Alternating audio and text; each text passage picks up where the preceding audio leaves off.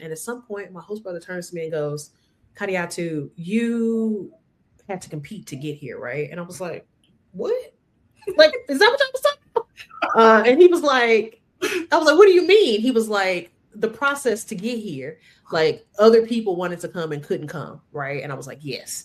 And he was like, and you had to compete in order to get here and like go through a whole thing. And I was like, oh, yeah, that's true. He was like, see, I told you, because he was arguing that, like, oh, we got the cream of the crop. We ain't just getting no average American. We got an American who beat out all these other Americans, and she black. So he was really riding for me, right? And I didn't realize until he, like, repeated this conversation later and how it was going. And so I actually had the reverse experience where in some ways people saw me for who I was and like where I was. And that was a big accomplishment for me because I'm like, at least I'm being authentic enough as to where they can see me and fully appreciate.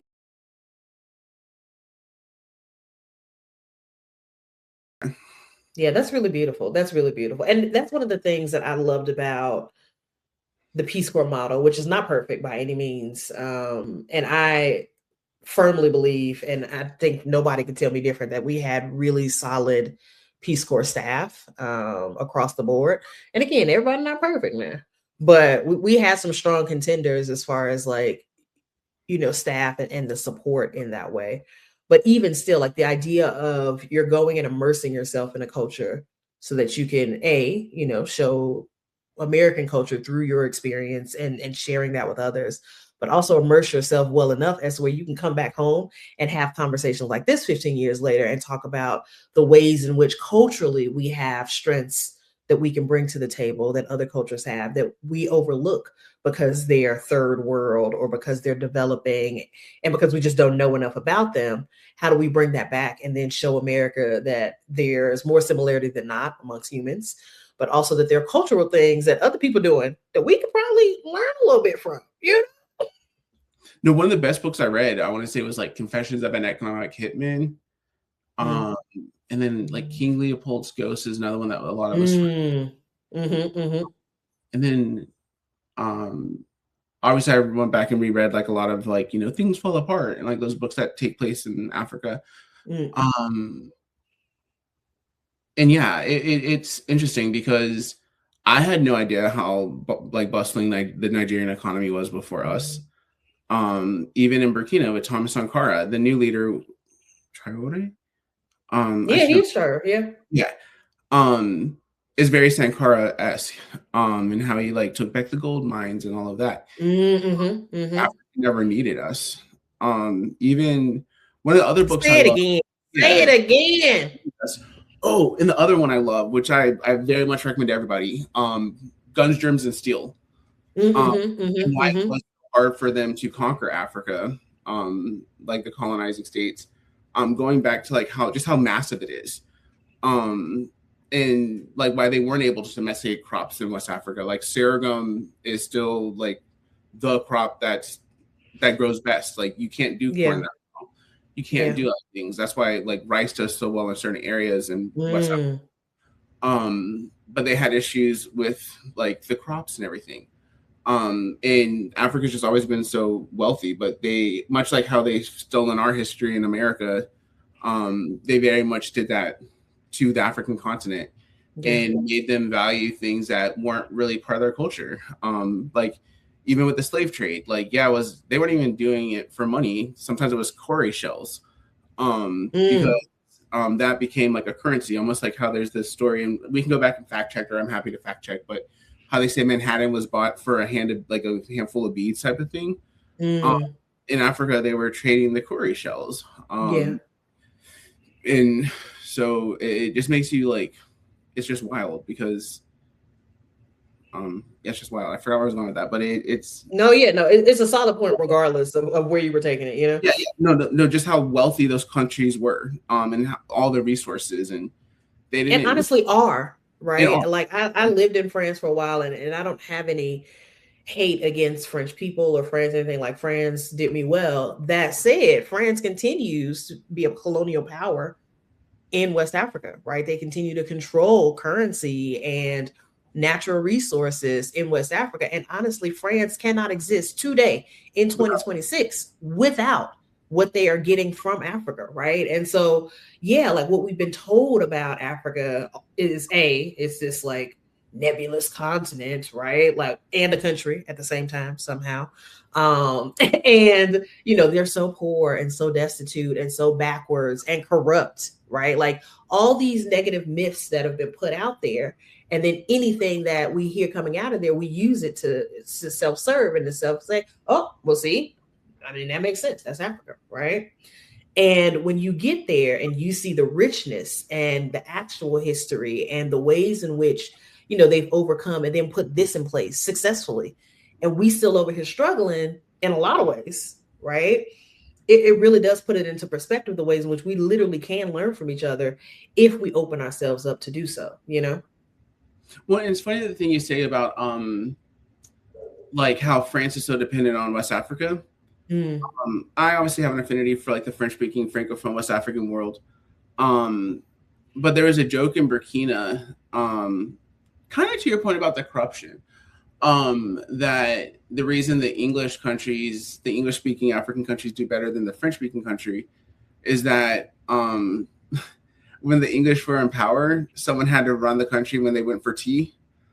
But then with the French, I'm sorry. and that with the French, when they left, they just left. They just pulled out and took everything with them. Interesting. But the English learned because someone had to run the country while the English brought tea. And I just even the light of a joke, like this is the joke, right? And how much history, how much real is baked into the joke. Okay, keep going. No, that's just it. To say that, like, because the French African CFA, we had the West African CFA, so Central African Frank, or what is it?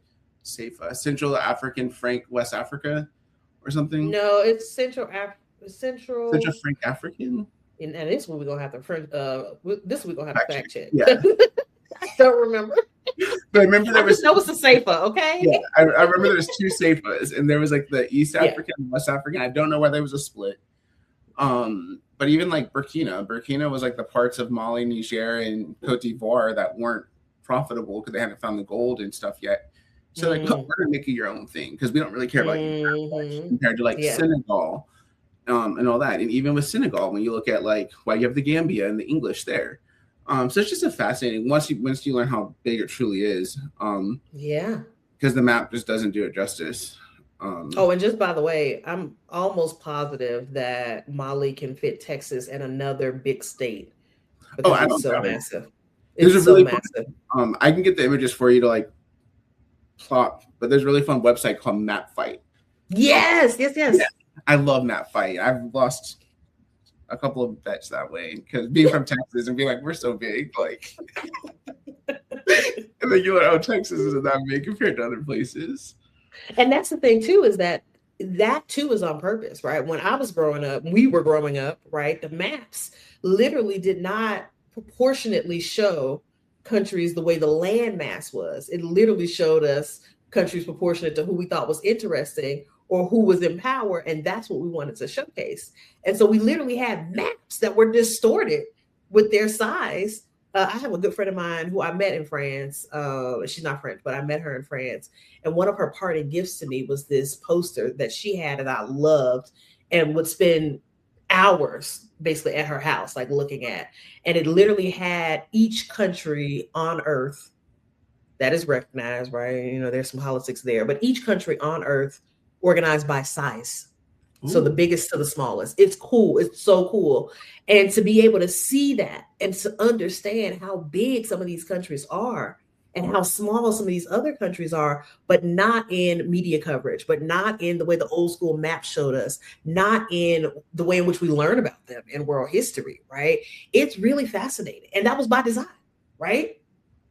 But it's even funny, like, this is where I'll put on my American hat. Like, it is not to make excuses for America. Like we both established that this was our first time leaving the United States was Peace Corps. Sometimes I do feel bad for like not knowing as much of the U.S. Like I know a lot of the U.S. South and I know the Mid-Atlantic, but the U.S. is just massive, especially like compared to Europe. And so like I know I follow like YouTubers and stuff, and it'd be interesting, like with England, like to have that mentality and like what you experienced there for them to have been such a colonial power. I want to say the state of Florida is bigger than Great Britain, at least the one part. I mean, I could see that. Yeah, I and got to then check my little map, but yeah, I'll map. I'll get all the little bits like so that we can like do. But yeah, like I know that like I'm used to driving, 6 hours to get out of a state. Like if you're in Texas or if you're in Florida, and so it's not to make excuses for American ignorance at all. Like I think we can all grow. But I think that there's also just an element of like the United States is just so massive that even in itself we have those different experiences, and you have to want to get out, and you have to want to make yourself better. But I also just find that interesting too, like kind of when like trying to explain the Americanness, like explain where we're from. It's like, I don't know, our country is just really big. And it's hard to explain if you haven't experienced it. Yeah. And honestly, I think you are very kind in your assessment and acknowledgement of American ignorance, even of our own country and what it looks like. And I will not be as kind, and I will say that is by design too.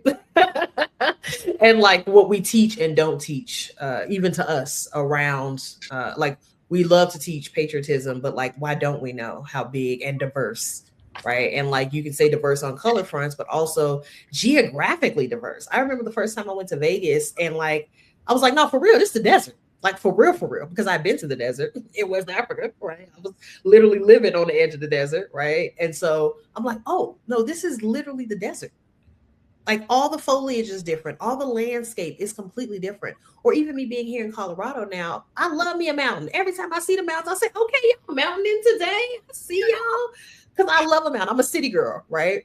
But we don't teach that diversity, right? And so I don't think it should be the responsibility, like it is required by law for kids to go to school up until a certain point. I don't think it should be an individual thing for us to know the basics about how large our country is, right? Like, you talk about a place like the UK, Britain is small, but they have so many different accents, right? And so many different spins on their culture that are completely authentic because that is who they are. Manchester is going to sound and look and feel completely different than, London is, right? And they know that. And they can acknowledge that and understand. Same with France, right? Like the cuisine is different in this corner than it is in this corner, right? And even the subtle ways in which accents play into, how they speak their French and, the ways in which like other cultural things that were in that land first, like in Breton, like they have a strong, like, I'm from Breton, like that. Yeah, I'm French, for sure, French. But also there's that layer of like, I'm from Brittany as well, right? And the Britain language that comes along with that, right? And there's that pride in that. Why aren't we teaching that? Why aren't we teaching that pride as well? And I do think it lies in the education and what it is we push and what it is we decide not to in that way, shape, or form. And so yeah, even going to and I think I'm informed in that because I've been to other countries and I see that we can do it different. We just don't. What I mean? Like the possibility to be better and to do better and to live up to the kind of reputation that we give ourselves and the reputation we try to put out, at least before very recently, that we have to meet up with that with our actual lives that we're living. And we don't do that very well, I think, on the ground here, if that makes sense. No, 100%. This is like a slight ADHD thought, but totally, you can edit it in where it makes sense. No, please. I would say one thing that was really nurturing in a way I didn't know I needed, and where I felt so very close to my roots. I'm getting goosebumps now. My grandfather owned a restaurant growing up. That's how that dude knew my grandfather, from his restaurant. And was an amazing cook, great soul food. And that's like how I learned how to grill. That's how my dad can grill. And never learned greens, but we learned everything else. And I think I just never had the patience for that. Just like the dry rub recipe, that one went to the grave of my grandpa, so I got to figure that one out. Oh, dang. But everything else I can do like very confidently. We had a sauce, sauce feuille, like the leaf sauce. Yeah. you know, or the salsa rosé. That one I really liked a lot too. And that was like a leafy sauce. And you cannot tell me it's not the same recipe as like my grandmother's collards. Oh yeah, yeah, yeah. It's times I Mm-hmm. eating and it tasted like Thanksgiving. Mm. This is like buying random stuff from the market that you can't pronounce, that you don't know what it is. Like they're putting it in the Mortar and pestle, yeah. there we go. And at one point I did toy around with like doing like a culinary exploration, tracing back our roots like culinary to see what still stayed like for Fulbright. Cause there were so many foods that like I was like, this tastes like home. Like this tastes like what I know my parent, my grandmother to make and everything. Yeah, yeah. Um, and having been so close to my grandfather, it was just one of those ways that just felt very comforting to be like, you know, even if I don't know the roots in the way I would like to know them, Yeah. like going back to my grandfather's just in this, there was something about that culinary tie where it's like, I can tell that this came from this and Yes. kept that alive. And so I think 100%. that was like beautiful 100%. nurturing in a way that like I didn't know I need or wanted, but that was just there. And that's very much always stuck with me. Yeah, no, I love that. And honestly, a couple of years back, I do those Black History Month sessions for corporations, and now I'm moving into doing it more for communities as well. And because of the theme, a couple of years back, I ended up doing. Oh, I think actually the theme was resistance, and I did food through resistance. And some of this is information, of course, that I automatically know, but I always, do a little research on my own, do a little fact checking and all that before I show up in front of folks. And I decided to do food as one of the themes of resistance, because that has been something that we have literally carried with us. And there's so many different aspects to explore around our identity and our connections to the motherland, if you will, through food. So let's talk more about that soon. I got some books to recommend to you on that front specifically. But I felt the same way the first time. And this is not as like beautiful and like deep and touching and profound as your story is. However, it is similar in that the first time I was in the market and saw a whole catfish. Hey, I'd never seen a whole catfish. I seen the nuggets, I seen the fillet, okay? But I had not seen the whole catfish, even though I'd eaten quite a bit, you know? And so the first time I saw the whole catfish, I said, wait a second, I feel like, what is that? And they told me the name in Barbara, and I'm like, let's buy that. And it was a little expensive, but they bought it, they got it, filleted up, if you will, locally filleted up. And my host moms were great cooks. Like that I won on. They were great cooks. My host moms literally fried up this catfish, right? No batter like we do, but that feeling of like, oh my, like when I put it in my mouth, I was like, yeah, this is what I thought it was. This is the catfish. And they're like, yeah, because I'm using the same name that they told me. But I'm like, in English, it's catfish. And I grew up eating cat. Like it just was this beautiful full circle moment of, yes, there was so much that we took with us. And then so much that Black Americans who were enslaved created out of that enslavement, out of that, oppression, right? And to be able to see that through line, right? Like it wasn't sullied. It wasn't erased as much as they thought it could be, right? Like that through line is still very much there. It was super powerful. It was very powerful. And I think that's the sort of experience when Black people talk about going to the motherland. Those are the sort of experiences where I'm like, that's that motherland connection. It's not that superficial, like, oh, well, you look the same as me, so you're supposed to treat me the same. Like we have to get to know each other and understand each other from where we are. But those through lines, especially through food and like the way in which we prepare food and like think about food and like put recipes together, absolutely. You can see that through line. It's not muddied at all. And it's powerful. Oh yeah. I'm curious. I know that again, and this is also what got me thinking when I saw your post. There was only a handful of Black volunteers in Burkina, like of 100. I want to say I think we hovered around like 160 to 180, depending on Per stage or whole country? Whole country. Okay. Our stages were like they were, I want to say like 20 to 40 each. We were super stage. Like, you know how they get named? We were super stage because I don't remember all of it, but for some reason they combined our groups. Because I think they used to do like business and health, and then they Mm. would do girls education, empowerment, and education. But for some reason, I'm not sure if there wasn't a stage or if there was. Um, Mm. but we all got put together. One of my little bit of Alexis stories, there was a threat on us from Al Qaeda, so that's when I got evacuated during my stage. Yeah, well, because you were, what years were you? I was 2010 to 2012. Right. So I was 2009 to 2011. I got sent home a little bit early because of what ended up later becoming a coup, but it was already brewing, right? And so yes, that same time frame for sure. Yeah. That's why we were super stashed. There had to be something going on that they didn't bring a group in, I think, and then they brought us all in together, and then it was like chaotic. And because Molly also got evacuated in 2012. Yeah. My second site had been evacuated, and we weren't allowed at that site. But by the time it became my site, we were allowed. But then shortly thereafter, they closed that part of the country again. And even where my first site was, because of how everything moved through our drones, our roads. Yep. Crazy times. Yeah, but what was your little bit Alexis moment? I'm sorry, I interrupted sorry. No, that was a little bit Alexis. It was ADHD. It'll come back, and we can just edit it in. Okay, well, I don't want to keep if it comes back. Yeah, let's bring it back. Here we go. There was only about a handful of Black volunteers in our group, and we had 180. And so it was interesting because again, I had grown up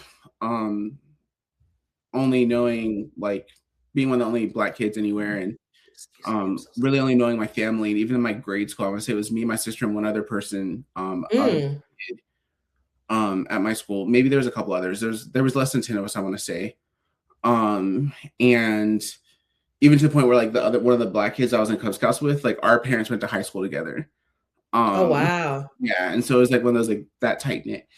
And I, to the point about like recognizing Blackness, because I was always in honors classes and AP classes and stuff like that. Again, it's like a smaller group of people, and that I wasn't really ever in the general classes. I like consciously decided to like look into my Blackness and understand more about that, and that's why I started doing the African American Studies minor. Because Florida at the time had an amazing department, and I learned a lot that way. And so it's not that I went to West Africa looking to go to the motherland. Like I wouldn't say that I ever like consciously wanted to, like that was never my motive. It was Louis Vuitton for me. You know how I am. Like when I get focused, like, okay, this is what we're going to do until I change my mind. And it's like, and now we're going to go hard this other direction. But I would gladly work under Pharrell if he sees this. But I would say that it was interesting. The volunteers, especially the Black volunteers that went to HBCUs, very much in that. And I wish that we had someone that could speak to that. And so they came to Africa really on that level of like, I'm connected to the motherland and all this of how their school teaches things and what they learned in their time. And I know they had a harder time because we talked about it. We would have like Black volunteer meetups and go to dinner when they were called Tubabu.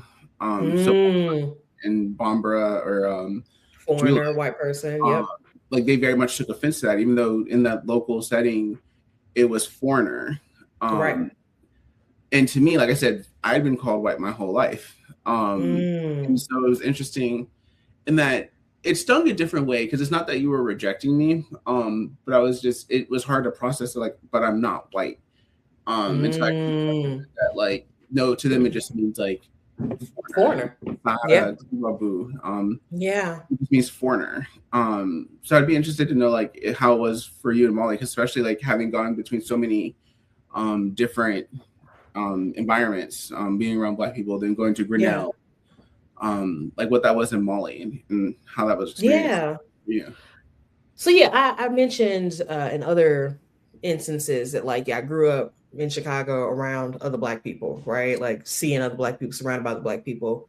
But also Chicago is one of the most segregated, if not the most segregated city in the United States, where there's tons of different types of people. They're all in their corners and their communities, right? And there are still communities that I would not feel comfortable rolling through in Chicago all willy-nilly, and certainly not being at night, right? To this day, just what it is, right? but that said, yeah, I went to Grinnell, which was very white and like a completely different, cultural climate. Then I was in Iowa City, where the University of Iowa is, and also very white, like to the extent where I didn't even see Black people usually on a day-to-day, week-to-week basis, right? Every now and again, I would see one, and so yeah, then going into the Peace Corps, I cannot say that I recall being called a two bob, even early on. Um, and I really do think it's just a perception of, my look and my skin or whatever. And I could be wrong too. I could be misremembering for sure. But there was always this idea of like, I was not Malian, but not necessarily foreign, if that makes sense. And so that I think is commonly the way in which I was perceived. In some ways, that was a beautiful, amazing thing in that, like, for example, I went to the big market in Bamako a couple of times by myself. And it is an intimidating experience, but I'm a shopaholic, recovering. I've recovered, but still is. And I was like, I gotta experience this. I gotta see this. I just wanted to wander through. Sometimes it was to get specific gifts, and sometimes it was just at least the first time it was just to see it. And one time, when I went by myself the first time, and I was on the outskirts still, this guy came up to me, and I could tell at least that he was being genuine. He was being earnest. He greeted me. He struck up a conversation with me, and he was like, "Yo, if you're going into the market, let me go with you. I'm not trying to sell you nothing. I don't have a connection to any of the stalls. I just want to look out for you. You my sister. I want to look out for you." That's literally what he said. And from the shy, I'm like, hold on, maybe not. I don't know this dude. I don't know his intentions, right? But I felt he was being earnest, and he literally did. He walked me through. He was like, "What you looking for?" I would say like, "Oh, maybe this thing." He was like, "Okay, I know a couple stalls to do that." He wasn't pressuring me to buy nothing. He was helping me negotiate. Like, he literally was just genuinely trying to help. And then at the end of it, he didn't ask for anything. He didn't, say, "Oh, you owe me XYZ." He was like, "I'm glad I met you. I'm glad I spent this time with you. Thank you so much." Right. So in that way of not being perceived as Malian, but foreign, but not a two bob, right? Like, he looked out for me, and I had instances like that. Similarly, I had instances if I was with other white volunteers where the white volunteers would be catered to, and I was an afterthought if I was acknowledged at all, right? And I don't know what the perception was that I might have been as part of that group, but they were like, "Well, we got to cater to the foreigners, right? We got to cater to the two bobs, right? And so we don't know what you're doing over here, but this is the focus, right?" And other volunteers would sometimes see that and look out, right? But then I think that made it worse. They're like, "Oh, she the help," There was also a time in which, and I don't need to go into all the details, but like, I was out at night, decided to go home early. I was with a two bob journalist, if you will, and I got assaulted by the police. Because even though I didn't have my Peace Corps ID on me, and look, Black American, I should know better. I keep my ID on me in the States. You know what I'm saying? I should know better. But in that time, somebody else had my bag. I didn't think of it when I went home. I'm like, I'm just going home. I get it from the mom. Like, it's cool. And they did not believe that I was Black American. They were like, "Oh, no." And so to them, they looked at me as another African woman, and the way in which they would treat an African woman was to literally assault me, right?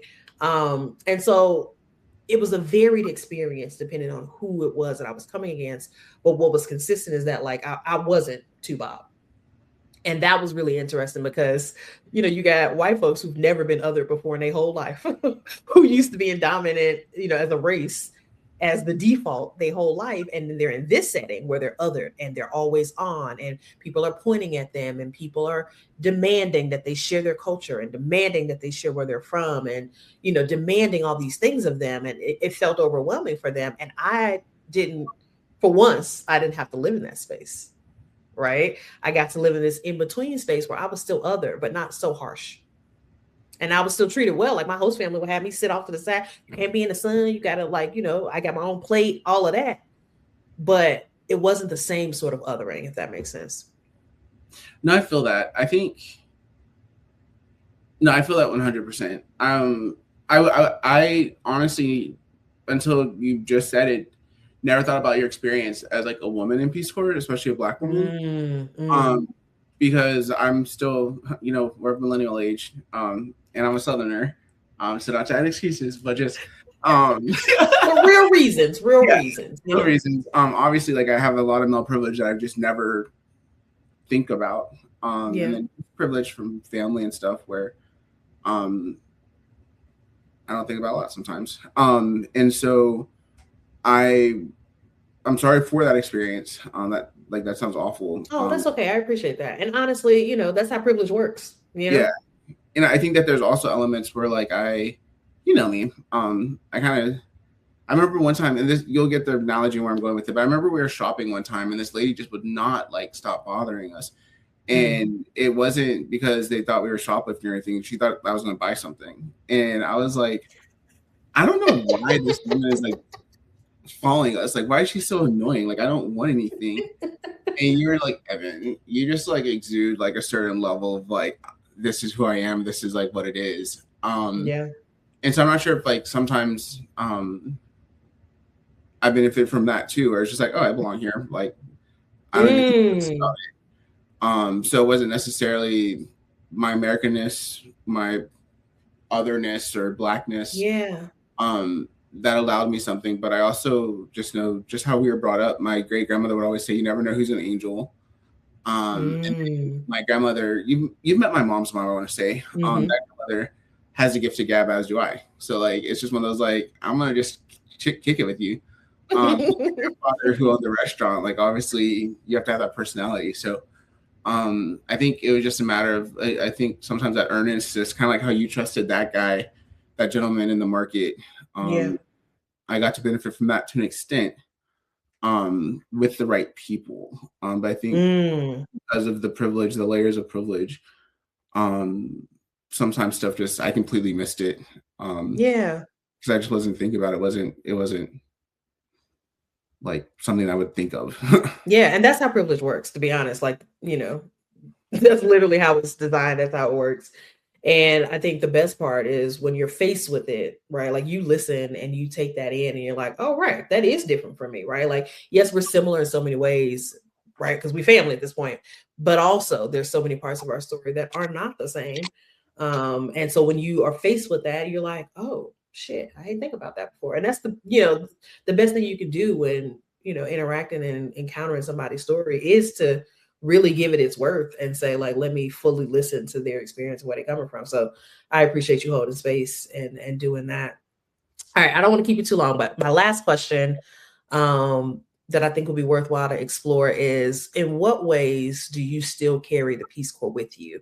Like, whether it be skills or whether it be point of view or whatever, like, in what ways has serving in the Peace Corps, 15 years ago ish, still a part of your life now in some way, shape, or form?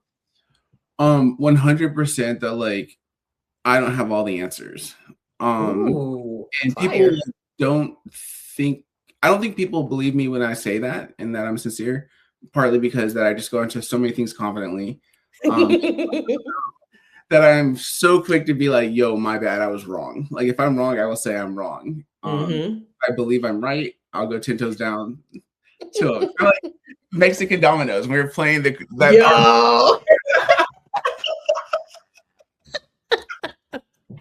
our one and only fight. Our one and only fight. That lasted hours. But you know what? To our defense, it only lasted one night. Yes. Yes. I don't think it was all. I don't think the game was ever finished, but no. Yeah. And I think we scarred him forever. Well, just the fact that like people were getting up and we didn't even notice, like, oh my god. But, yeah, I will say that like I'm the first to admit when I know I'm wrong and when I realize I'm wrong, or if there's a point of view that like I haven't given consideration to, I'm very quick to say that. But the conversation with the little petite, where he was like, "Does America have all that?" And I didn't say we do. Sociology teaches positive deviance, so that's something that I always took with me through Peace Corps. But just truly doing that and working with the positive deviant members of my communities, the people who wanted to change, who were able to define what they wanted and just needed help getting it. I take that into my work very much to this day and just how I live. It's not for me to tell people what they need or what they want. If you ask me, I'll very much give it to you. Sometimes I give it to you without asking, all from a good place. But you have to want to change. You have to want it. And that's on you. And so I think it's very much that one, I don't have all the answers. And you can only help those who want to be helped. And some people don't need help, or if they don't want help, it's not on you. I very much do believe in the type of diplomacy that Peace Corps is, and everything that we do in that sense, to an extent. But I do believe that, like I said, Africa never needed us. We need them more than they need us, even to this day, and that's why we do the things we do. And we, the country, the United States. Not even talking about this administration in general, but just like how we operate on the whole. And so I think that's something, or I know that's something that's very much stuck with me from Peace Corps. That's what I learned, having not known what development was going in. But very much sticks with me to this day. Yeah, no, that's really, really beautiful and very well said, I think. From my own front, again, not necessarily as deep and profound, but one of my biggest takeaways from Peace Corps was the community that I got from it, right? You talked about like when you found out about Peace Corps and like how serendipitous that was. And for me, it was literally, I didn't know anybody from Peace Corps. I didn't know what the Peace Corps was. And I saw somebody who was class president the year before when he was a senior, now at one of these booths, outside of the cafeteria. And I was like, what up, John? And, I was like, just trying to see what was up and catch up with him and ask what was going on. And that, was like a whole seed that sparked, right? And there was one person in my school that I knew who had done the Peace Corps, and he was really helpful in like the process and telling me about it. But you don't know until you get in it, right? And so going through that experience with the folks that I did, like I live with a Peace Corps Molly return volunteer right now, right? Like we tight, right? And now I'm helping her raise her kids, and there are Peace Corps Molly folks that are also family, right? Some of my favorite people on earth, some of my best friends are Peace Corps Molly or Peace Corps in general, right? Present company included. And that community of folks who have had that experience and who have undergone similar points of reflection and similar points of connection between, different cultures and different experiences like that has held true that is an important connection to have, and that we've grown with that as we've grown as individuals over time. So that community is one of the things that I took from Peace Corps. And similarly, Peace Corps had that mantra of it's the toughest job you'll ever love. And in some ways, when I was being introduced to Peace Corps, like that stuck out the most to me because work was not, I always had one job, if not three, right? And so work was not necessarily something where I was like, yay, roses, and still not.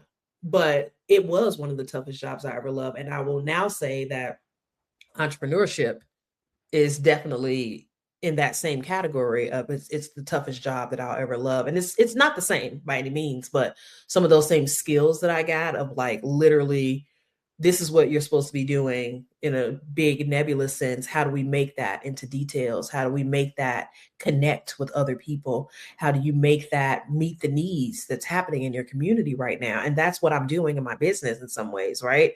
In a lot of ways. And so those skills from 15 years ago, and, they've been shaped and honed, of course, in my other, careers and life experiences, but specifically that Peace Corps experience, like I'm able to really draw on that these days as a social entrepreneur. And so it's meaningful on a couple of different levels.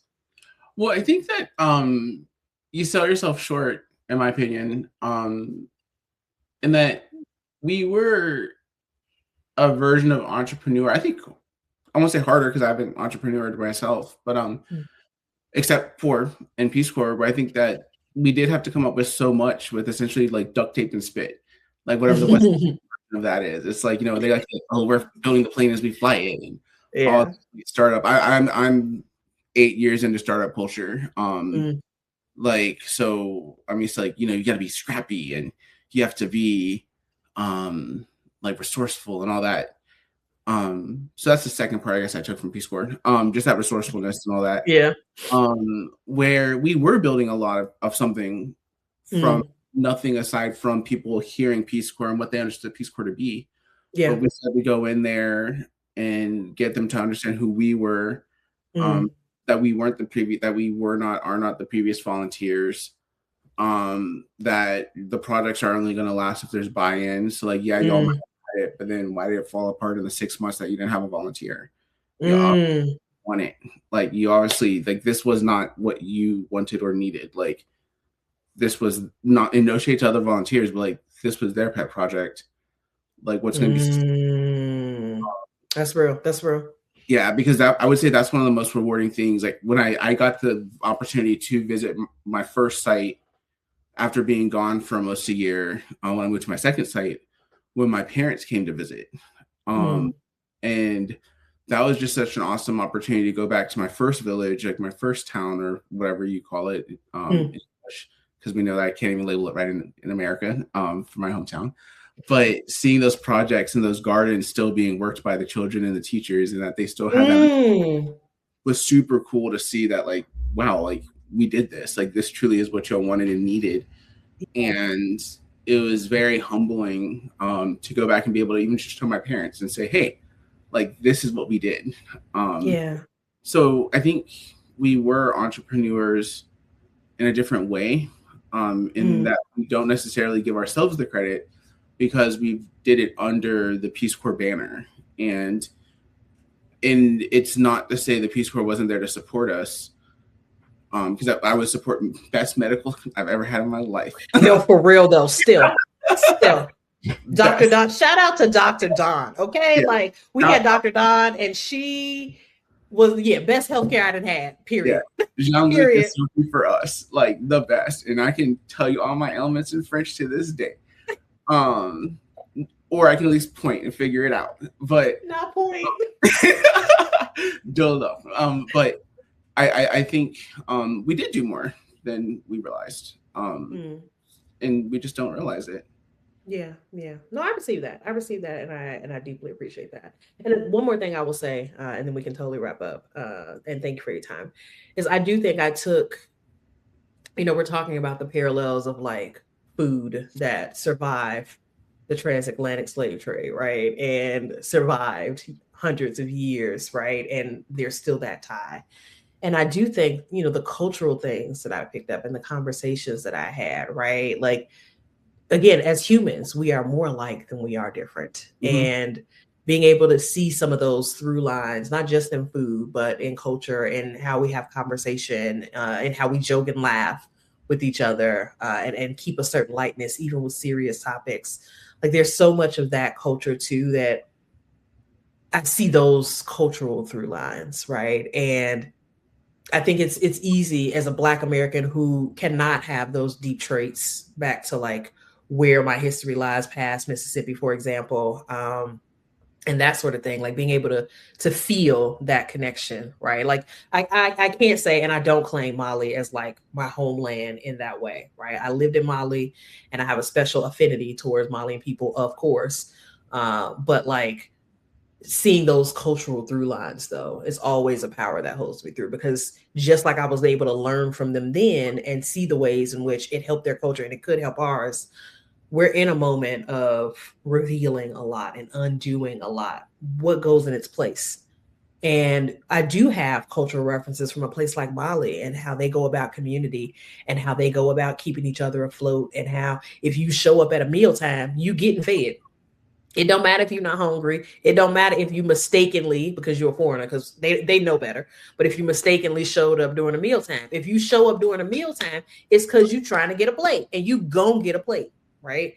And so those sort of ways in which like they nurtured their communities and are resilient to colonial powers and to, being at a deficit and to, all the other things that they're experiencing, they're still keeping it together. They're still holding each other together. They're still preserving so much of their culture, but also being open to innovation. And I want to bring that mentality here and continue that in my third goal,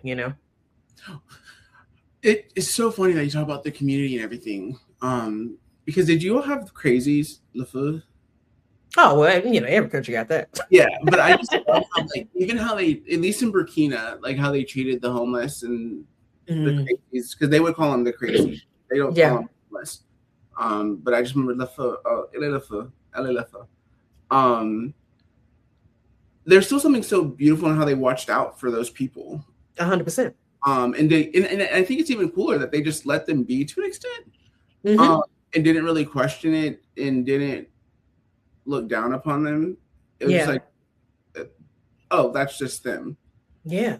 And there's a conversation to be had about mental health support and all of that, but that's not existent as far as I know in the village. You know what I mean? And so, yeah, like having that person, like they didn't have the tools to, like, you know, maybe treat them or send them somewhere. But yeah, there is a respect for their humanity still, you know? Yeah, not like that. And then one last thing. I remember our recruiter, love Amy. This is no shade to her. I think it's part of the Peace Corps machine. Where there's like a belief that like the Black volunteers will have it easier when you go to Africa, because we're going to be received so much from the host country nationals. I think I even heard that like in stage. But I remember like, going in there with the belief that it was going to be easier because I'm a Black American. And it wasn't, for a lot of the reasons that we spoke about already. Yeah. So I was wondering if that was something that was told to you, or if you had that belief going in. No, in fact, even as far as training, I always had the fear that like my village would reject me because I was not white, that they didn't feel like I was qualified enough, or that they got a bad volunteer because they didn't get a white one. And so when we were, the Mali training model was you would be in a village and live with a host family, but then go to class, if you will, every day to learn the language, to learn the culture, to learn, you know, some of the technical skills you would need to go into your real community or your permanent community. And even then, like, I was very conscious of the fact that all the other host families knew that they had white volunteers. And what did my family feel like about having a Black one, right? And you know, when I talked to my trainers and such, I did talk to them, I think early on about, you know, these are kind of the anxieties I'm having, or like, you know, Malians are very, at least at first glance, very like serious stone face. And I can't keep a stone face to save my life. I walk into a room grinning and smiling, you know? And so I was like, I'm a super smiley person. Like, you know, when we're talking about culture and all these things, like how is this going to be perceived that I do? How is my Blackness going to be perceived? And I knew that they couldn't answer those questions, but I was trying to tap into something in them. And because they didn't have those answers, at least they didn't go in like, oh yeah, it's going to be no problem at all. Like they didn't dismiss it. Cause I do think that's super reductive to like boil down your experience so y'all look alike, so you're going to have a better time. Like what? We from two different cultures. We across the continent. And I'm not trying to, it's no shade to them. I think it's a general, you know, blanket ignorance. And I do think it's a blanket reduction of Black folks' experiences, which is common in our American culture, where we just don't think about the full Black experience. We limit it. But yeah, I will say that like I didn't have anybody to soothe like the concerns or the, you know, to tell me something different in that way. But yeah, those were concerns I was having early on. And I will say that they were proved unfounded. At some point I was in village. It was really cute. One of my host brothers, it was hot season. So we literally sitting in the shade, trying to make it. No electricity. It's mad hot. It's the desert, you know? And they were having a very fast conversation in Bomber, so I couldn't follow. And honestly, I did it in French. I did it in Bomber. I will do it in another language where I will completely just check out. I'll let y'all have it. You know what I mean? I don't need to know every single thing that's happening, for better or worse. But I checked out. They were having a really, really fast conversation. And at some point, my host brother turns to me and goes, Kadiatu, you had to compete to get here, right? And I was like, what? Like, is that what y'all was talking about? And he was like, I was like, what do you mean? He was like, the process to get here, like other people wanted to come and couldn't come, right? And I was like, yes. And he was like, and you had to compete in order to get here and like go through a whole thing. And I was like, oh yeah, that's true. He was like, see, I told you, because he was arguing that like, oh, we got the cream of the crop. We ain't just getting no average American. We got an American who beat out all these other Americans, and she Black. So he was really riding for me, right? And I didn't realize until he like, repeated this conversation later and how it was going. And so I actually had the reverse experience where in some ways people saw me for who I was and like where I was. And that was a big accomplishment for me because I'm like, at least I'm being authentic enough as where they can see me and fully appreciate me. So that was that. I had a different experience in that way, but in some ways I really appreciated like at least my host brother ride hard and being like, no, we got the best of the best. She can beat it. She got it. She won. I love that. I think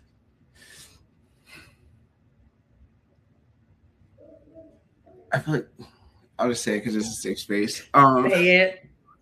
No, my first village, but it wasn't compared to other people's village. I had electricity and stuff, and so it wasn't that it was a experience. But my host family was more modest. Had not been for them having volunteers twice in a row and then getting me as the third.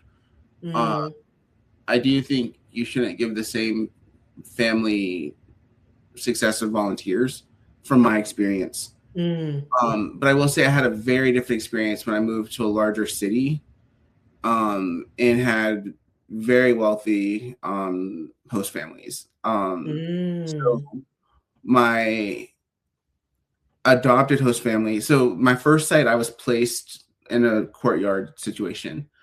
And they'd had 2 volunteers previously, and there was just a lot from them having 4 years, I think maybe 5 years. I think someone extended of living with them and breaking off some stuff for them and all that. And of course they get resources. Yeah, for sure. I definitely spoiled my family. Oh yeah. Versus my second site was I went from being like a provincial capital to being a regional capital. So like a county seat to a state seat, if you will. Yeah. And in that setting, I had a functionaire house. I lived by myself. My courtyard wasn't a courtyard like the village style. I had truly my own courtyard. That's probably the size of my courtyard family and village. And then my neighbors were all functionaires. And so I kind of had to find my own host family in a weird way. Where my Tanti Mary, and she was the Tanti who ran the breakfast sandwich place and did lunch and breakfast for all the teachers and students, because I worked at like a teacher's school, a teacher's college. And so the was it like a boarding system? I think it was a boarding system. There was there was 5 schools where teachers went to learn to be teachers. Yep. I lived at one of those. And so that's how we integrated girls' education on a national level. That I had the workshops and stuff we did, I would do with the APA of the school where they practice teaching. That's cool. Yeah, put it into the systems. Absolutely. Exactly. So I worked with the teachers so that they could do the same thing when they went to their villages, in that sense. So I guess I was like celebrity shot, like guest lecturer type of thing. But I got really close with the sandwich lady, Tanti Mary. And like that's who my parents did Christmas with when they came and visited over Christmas. Wow. Yeah, it was really cool. And then there was another Tanti that I'm so embarrassed and ashamed that I'm forgetting her name. But that family, she gonna see this and she gonna be so disappointed. And it's on the tip of my tongue, and I'm like, you gotta be kidding me. But I remember her husband was an eye surgeon. Oh wow. Yeah, and he was educated in France. And they would go to village. They had a village, the country house, the village house. They would go back to the village, and he would do cataract surgery for people. That's lovely. And so that's where my French really elevated, because they would correct me a lot, because they had been educated in France. Yeah. And so that experience was easier for me, because I guess it felt more like what I was used to. Yeah. And I guess I wouldn't have expected that to be something that like changed it so much for me personally. Yeah, but that was just really interesting. But I will say that when it comes to the Blackness part, I remember my parents came and did Christmas with us in Burkina, and I took them on a whirlwind tour of my sites and the different cities and all that, because we had a lot to knock out. And that was my first time in Paris, and I loved it, because my mom the deal was that like she'll come to Burkina if we could do a week in Paris on the way back. And so that week was the week of Christmas, and I Yeah. beautiful and magical, and had a great time. Uh, and when I got back and was telling my host family, it was interesting because they were like, "Well, you only liked it because you're American, so I'm not Ooh. American." And there's a layer of that where I think I liked it even more because I'm a Black American. Um, Mm. what our history is in France in that sense. So I think that's also could be a completely different conversation, but Yeah, totally can. Totally very can. interesting because I know you've lived in France, and that was part of the question Yeah. too that I posed originally. But it was just very interesting that like when I was with my wealthier host families, and it felt like being at home in lots of shared experience in that sense, that they don't like Paris and that they don't like France, and Yeah. because of their background. Yeah. Yeah. A lot of what I found interesting about your comments in relation to my original post around when I discovered my Blackness and what that looks like for me is when you said that to me, um, I immediately agreed, right? I lived in Nantes all the time that I was in Paris. So I didn't, sorry, all the time that I was in France. So I did not spend much time in Paris at all. A day here, a day there. I think not even a week total of over the 2.5 years I spent in France. And I loved Paris too. I absolutely love Paris. It's magical. It's beautiful. There are all these connections to Black Americans who had, exited the US and rightfully so. Josephine Baker's legacy is beautiful to see, right? But that said, I could totally see and understand, and it is a conversation for another time, but I could totally see and understand how Black Africans, which is most of them, going to Paris have a very different understanding and perception and reception in Paris. So yeah, that's definitely a conversation for another time. Maybe we should wrap here. We've given the folks enough to ponder, and I definitely invite questions, comments, remarks. We've covered a lot of ground, and yet I feel like there's so much more we could talk about around this experience. And wait, was Peace Corps 2 or 3 years for you? I started my third year, but then Y'all had to go. yeah, or Yeah. I So I wasn't going to be allowed to stay at the site I wanted to stay at. yeah. And I'd already like not got in trouble, but like I would kind of I did some dumb stuff, and like so that's my little bit of Alexis where it's like Yeah. random No, that's stuff. true. I had to have conversations with like the security. So I just knew Mhm. myself. Like I couldn't be that close to my site and not like sneak back if I wanted to because it was only like a Mm, 45 bus ride, and so I was like, I'm not gonna make it a year without getting like in serious trouble. So I'm gonna yeah. just take myself out of it. Look, you knew yourself well enough for that. Yeah. I did basically, I think, 22 months, including my training. And so I was a little shy of 2 years, and it pissed me off when I was trying to get my loan forgiveness because they were Well, like, it wasn't 24 months. And I was like, excuse you, I had to be separated for security reasons. But it was a similar thing I where mean, not 2 months.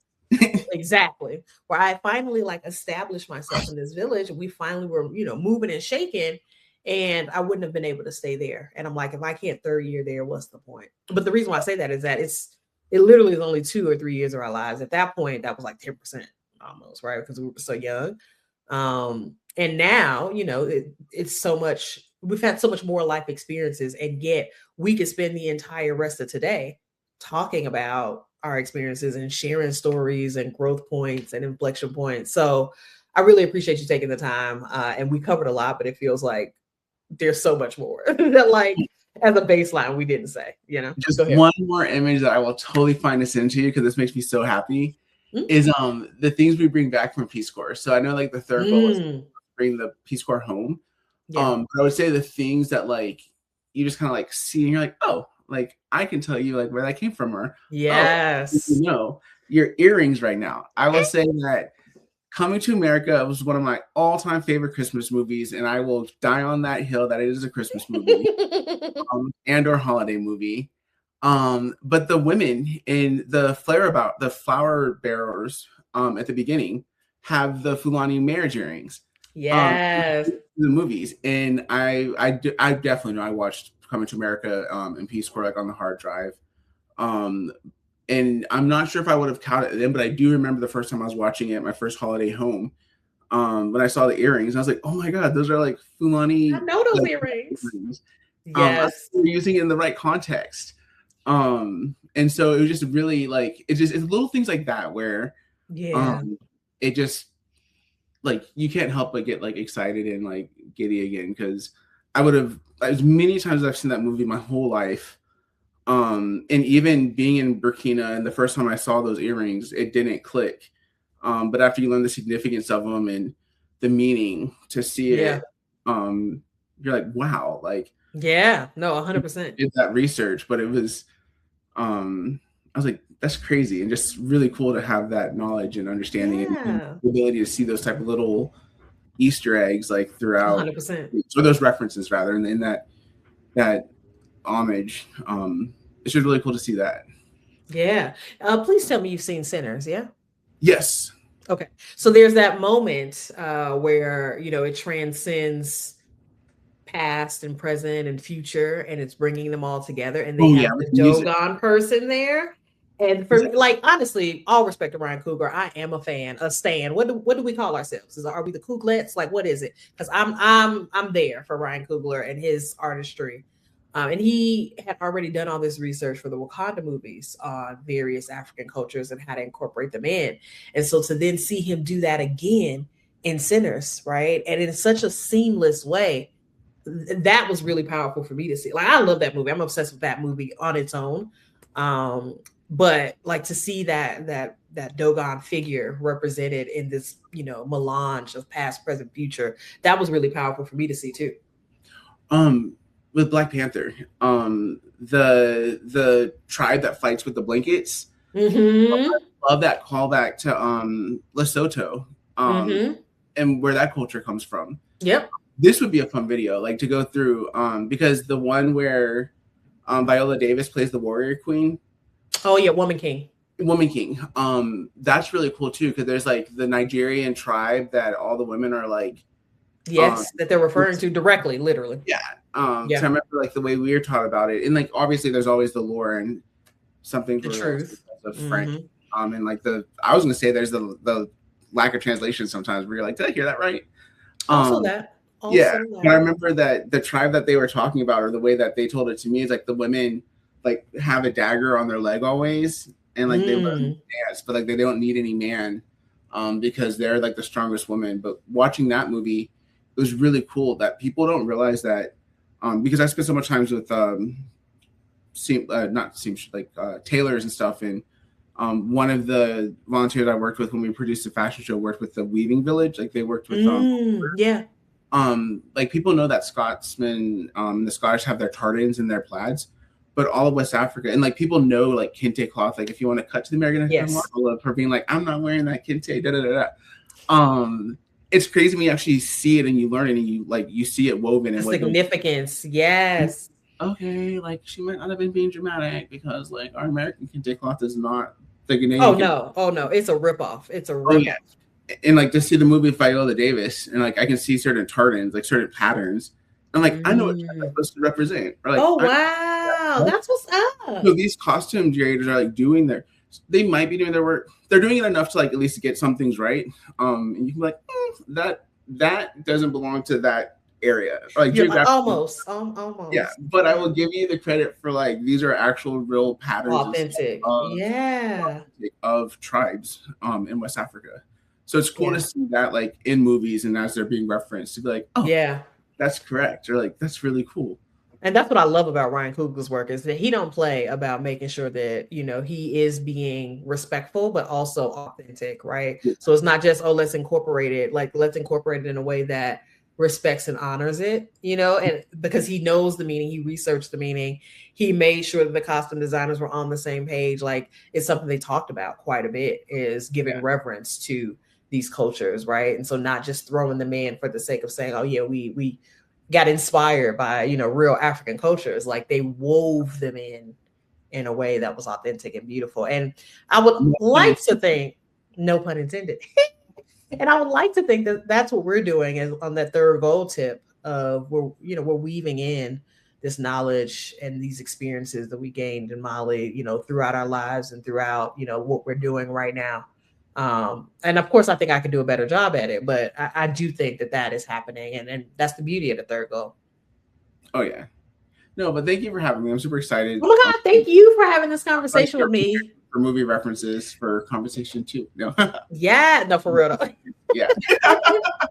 No, I love getting together in honor of Peace Corps Week and representing some of these stories that we might not hear as much. And, you know, it's always a pleasure and an honor to be able to kind of reflect with you and you know, kiki a little and joke and laugh.